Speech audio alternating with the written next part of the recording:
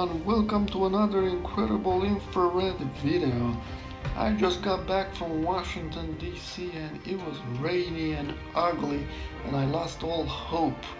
But then around St. Louis it was very clear and I noticed the Mississippi River.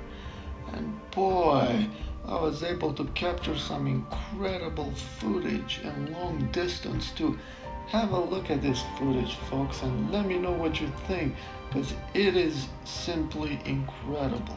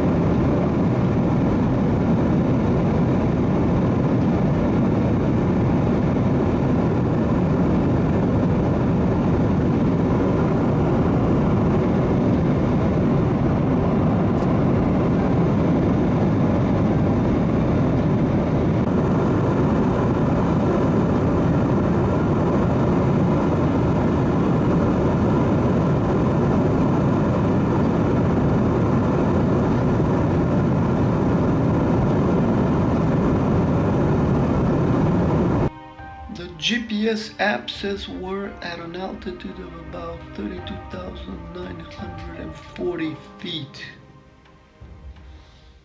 And here's roughly what the view looks like, except notice I am at about 23 miles in Google Earth. We have to go much higher to get the equivalent view to the flat Earth that we're seeing. So it's simply incredible. Now we're gonna use Google Earth and pan around and measure a few distances just to get a feel for what's out there. The distance to Lake Michigan seems to be over 300 miles. And we'll measure a few other points here to Lake Superior from that particular position, about 560, close to 600, 730 to the other side. And I'm going to zoom out here to see how far it is to Hudson Bay, because I'm tantalized by whether I'm seeing Hudson Bay or not.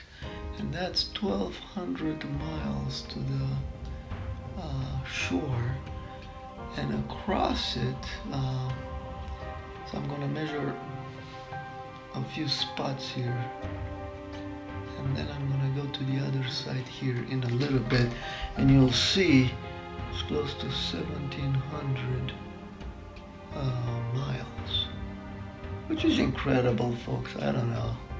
Maybe I'm losing my mind or something, you know, this infrared is messing me up, but I get the feeling I'm seeing so far, you know. Other people see different things, maybe, you know, I'm delusional. I don't know. But anyway, have a look at this footage, because what you're about to see is simply incredible. And we'll do some analysis too, and we'll compare the flat Earth to the globe model, and we'll note a few differences. So make sure you watch till the end, because there's some great footage coming up. And by the way, thanks to all that have subscribed. Make sure, you know, if you like this video, click a like and make sure you subscribe, because it helps me out. So thanks everybody.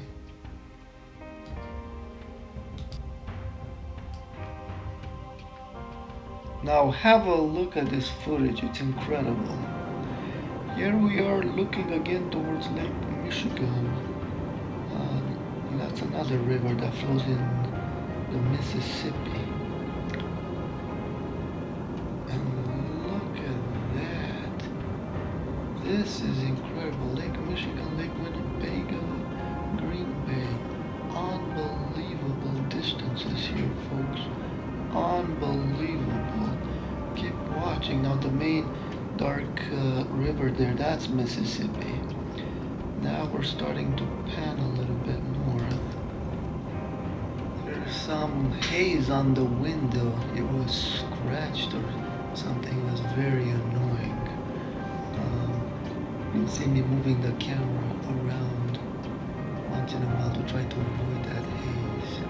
Look at that clarity. Wow.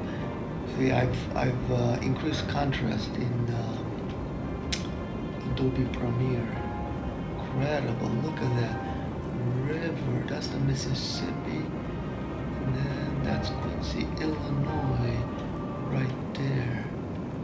Incredible contrast here, folks. Look at that. Wow. Man. I'm using a Sony AX53 camera with a 950 nanometer infrared filter. The zoom capability is about 30x.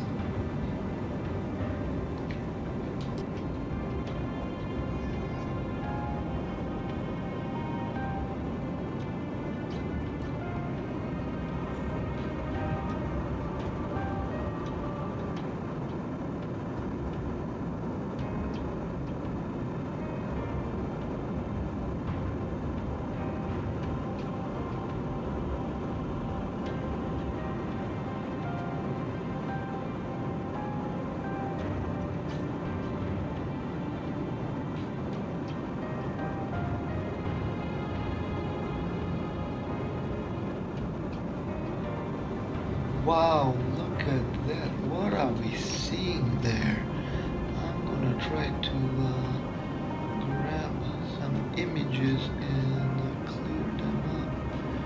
I think that's Lake Superior, maybe part of a river, the Mississippi or something, or maybe even some cloud cover. Look at that. I just averaged 8 images together. You can sort of see a faint cloud layer, black streaks which resemble the lakes. Wow, this is crazy. Let's have a look at the satellite image to see what we're dealing with. So the plane is about right there. I label where Mark Twain Lake should be. Lake Michigan, we're sort of looking in that direction. And there's Lake Superior, and way in the distance, Hudson Bay. Wow, crazy stuff. We'll come back to this and do an analysis, because I'm curious what we're seeing. Yeah, look at that. These appear to be the Great Lakes in the distance. Just incredible stuff, folks. The cloud cover seems to be uniform, although we cannot rule out it may be cloud shadows on the ground. I'll have to do an analysis later, but there's the Mississippi. Simply incredible imagery here, folks.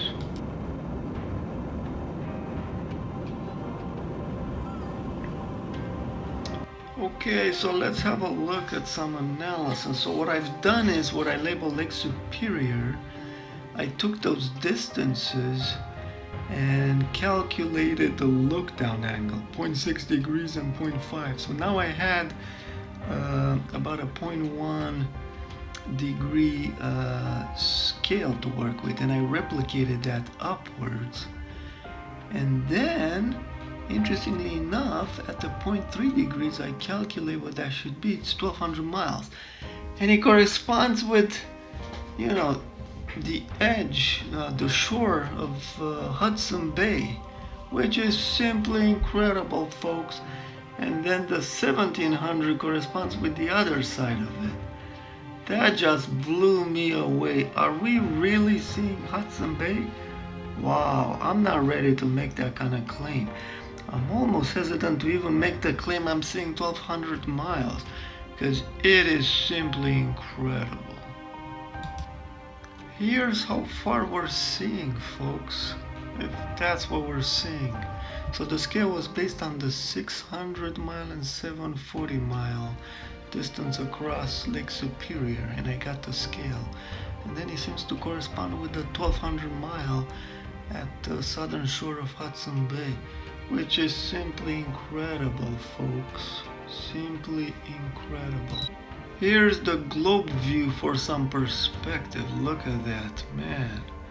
This is incredible. If we're seeing that far, wow. Simply wow, you know? Anyway, let's continue with a few more clips.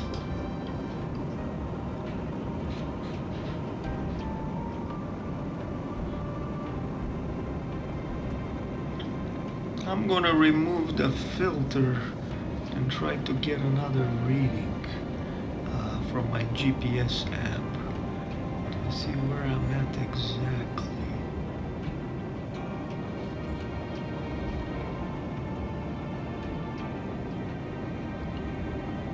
Look at that haze outside the window.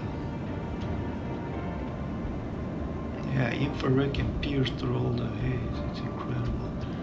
So on my phone you can see I put a lot of marks as the plane was flying to get a sense of which way it was heading.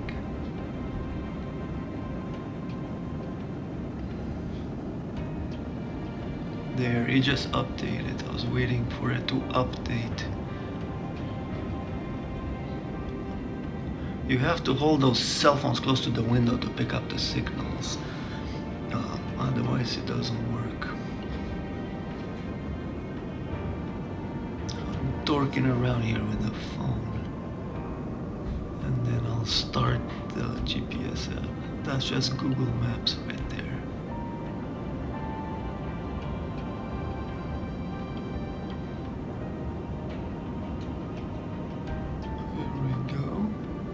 Some people were asking about it. It's GPS status. That's the name of the app. And there's other ones out there, of course. Now it looks like we're still hovering around 33,000 feet, and we're heading to on a heading of 263 degrees. Now I'm gonna put the filter back. Yeah, look at the clarity it brings, man. This infrared stuff is simply incredible, folks.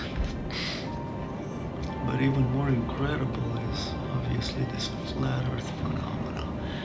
And we'll be comparing what it looks like in infrared to Google Earth. So this is a screen grabbing Google Earth at the correct elevation that I'm at. Here it's slightly higher, 33,566. It was in the lower right. Now here I've superimposed it to the infrared image, and just have a look at this. Notice the main differences between reality, which is what I'm filming in infrared, and the globe model. The most striking is the perspective. You know, we can see very far, and it seems like we're on a flat plateau. Now, the other difference is the horizon elevation. On the globe model, from that high up, we should be looking down a little bit. I've addressed this in my other videos. And then the other difference, which is not quite as conclusive, seems to be curvature. There's more curvature that's seen in the globe. Although in infrared sometimes you can sort of see some curvature, and it's a really complex thing. It could be haze, refraction, could be windows. It's really hard to tell. But the most convincing is really how far we see. That's really the most conclusive, and just the appearance, this perspective. You look at the ground and you're seeing it doesn't roll off in the distance like it does, you know, on a globe. And that's really striking, you know. This flat earth stuff is incredible, folks, really is. I'll have more to say about this, but I wanted to get this video out to you guys because, yeah, it just blew me away, you know. It just blew me away. Anyway, thanks to all that have subscribed and liked my videos and commented. Let me know what you guys think. Am I going delusional here, seeing things are not there, or what? I feel like we're seeing what I'm saying we're seeing, you know? I mean, different people are gonna see different things. Anyway, thanks again, everyone. More to come. I got some exciting experiments coming up. So make sure you subscribe.